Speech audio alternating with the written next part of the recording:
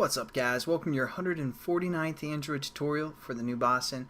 What we're going to do in this tutorial is basically read our code from our buffered reader. And we set up again our input stream reader within our buffered reader, and last tutorial took out that parentheses, but you still want that one in there. So basically what we're going to do is we're going to use a StringBuffer to read through our input or buffer reader. And this is kind of a Java thing. So I probably won't go too much into it. I'll kind of explain what's going on.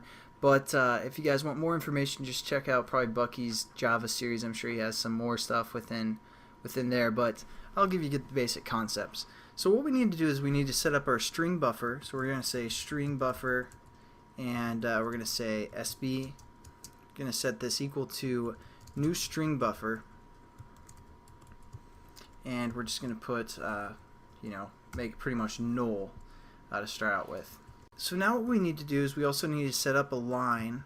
So we're going to say string line for L, or L for line, and we're just going to set this also equal to be nothing to start with. And we also want to set up basically a new line type string, because we don't want all of our data just in a paragraph where it's hard to read. So we're just going to say like new line in L, and we're going to set this equal to be the system dot get property, and there's string properties that we can refer to. We're going to refer to one called line dot separator. So that's just going to separate our lines. And now what we need to do is kind of like when we are processing data or receiving data, we're going to use a while loop to read all of our data and put it within our string buffer. So we're just going to create a while loop,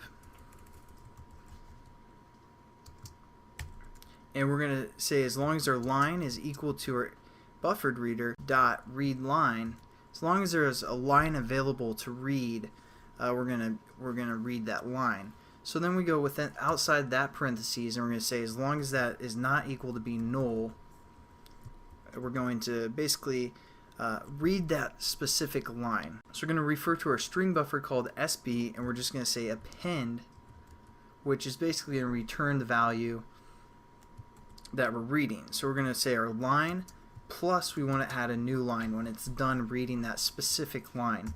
And that's going to loop through again, and as long as there's a line available, it's not equal to null, it's going to append the next line and then create a new line, and do that over and over until it's read through the whole document. And then all we're going to do is we're going to close our buffer reader. So we're going to just say in close. This is pretty similar to when we were working with data. This is how we kind of refer to a string buffer, and then what we can do is we can set up our string buffer to equal a string of some sort.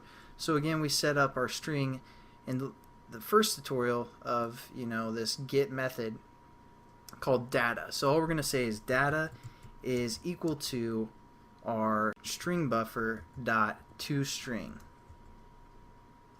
And then all we're going to say is return our data.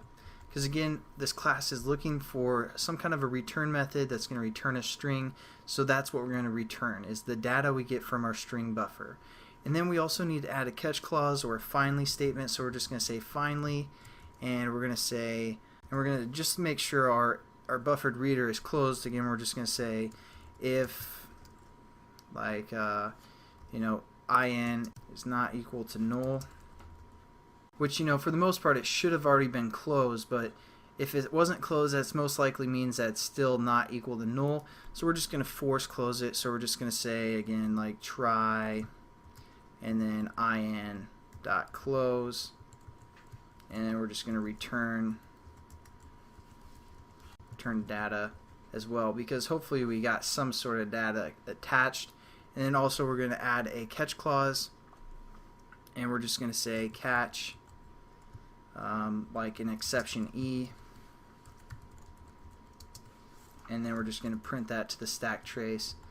Again, we're pretty familiar with that. And there we go, we pretty much have everything set up. Now let's just kind of test this, make sure it works. So we're going to go back over to our HTTP example class, and all we're going to do is we're going to set up a new get method that we just created, EX. We're going to call this test, something like that, and this is going to be equal to new get method EX and then we can use that method. So we're going to say test, or we can set up a new string, maybe returned. And we're going to set this equal to our test dot, and we have that method we just created called get internet data, and that's what we're going to return to this string. And then we're just going to set our text view that we have set up to equal that string. So again, just HTTP stuff, and we're going to say dot set text to our new string that we just created called returned.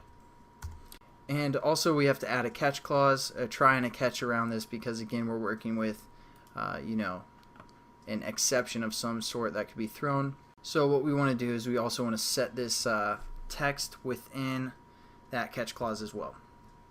So then if it doesn't get set to anything, we know we have some sort of error as well.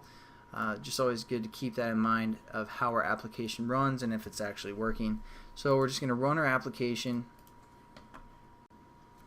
and we're going to go down to our HTTP example, click that, and hopefully our text view, and see our text view already changed the data. And this is kind of the stuff that we get back.